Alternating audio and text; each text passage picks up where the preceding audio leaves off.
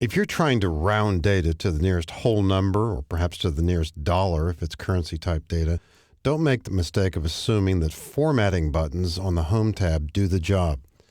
For example, maybe we haven't copied these formulas yet in column I, but this first result here, this formula, quick look at it, is taking a previous salary and incrementing it by 4.43%. If you say, well, we don't really need the pennies, you could, in the number group on the Home tab here, simply show fewer decimals. Now notice I said show fewer decimals, and look what happens. Now, the value has not been changed into 37,265. The 80 cents that we saw previously is still there. This did not really go up 20 cents. We've simply changed the look of it. In the overall scheme of things on a yearly salary, you might say, well, who cares, 20 cents? And that's probably true. But let's show what might happen in a different situation here. In column C, here's a similar kind of function, same kind of math and everything, but it relates to a pricing item. The previous price of this item was $8.62. We're increasing it by 4.37%, all these other items too.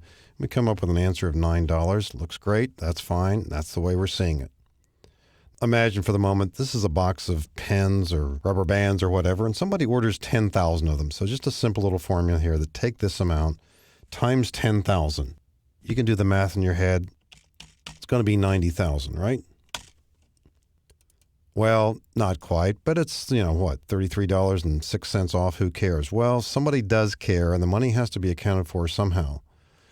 And so when you do run into situations like this, what you will need is the round function.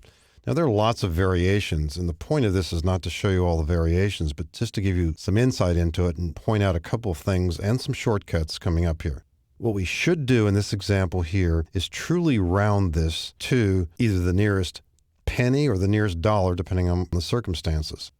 I don't really have to make the column wider, but I want to do this so that we keep this in view. I'm going to alter the formula by putting the function round here at the beginning, and you can round a calculation to the nearest decimal point or even to the left of the decimal. If we want to round this to the nearest penny, we put in comma 2, meaning 2 decimal places. Now, as I press enter here, the $9 that we saw earlier we're still going to see, but now it truly will be $9. Watch the calculation on the right change. So that really did change. So let me step back a little bit with Control Z and show what this number really had been. All along, even though it looked like $9, I'm going to show more decimals. That original calculation really came up with this. And so you could have made the mistake possibly of applying a formatting or simply having it formatted ahead of time and say, gee, I guess it's $9. So you got to be careful with this. Don't use these buttons to change values because they don't. They simply change the display. And as I click these buttons left and right, you'll notice that the calculation in column D is not changing at all. It's still the same. So reverting here and going in the other direction, what we want to be able to do here is simply, again, do this again quickly, round this to the nearest 2 decimals, and that's going to take care of this situation. Now, getting back over here into the salaries, sometimes with a yearly salary, you could imagine easily saying, well, it would make sense here to have the yearly salaries be, whole number to the current dollar. And sure enough, the best choice, I think, for a lot of people would be here, just put a 0 in, meaning to the nearest whole number, 0 decimal places.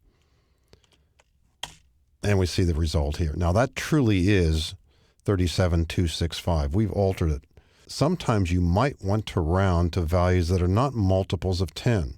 I've seen salaries that when divided by 26 or 24, in other words, either a biweekly or a bi-monthly kind of system, or even a monthly system, the salaries are stated as whole numbers. Well, we could actually make them whole numbers.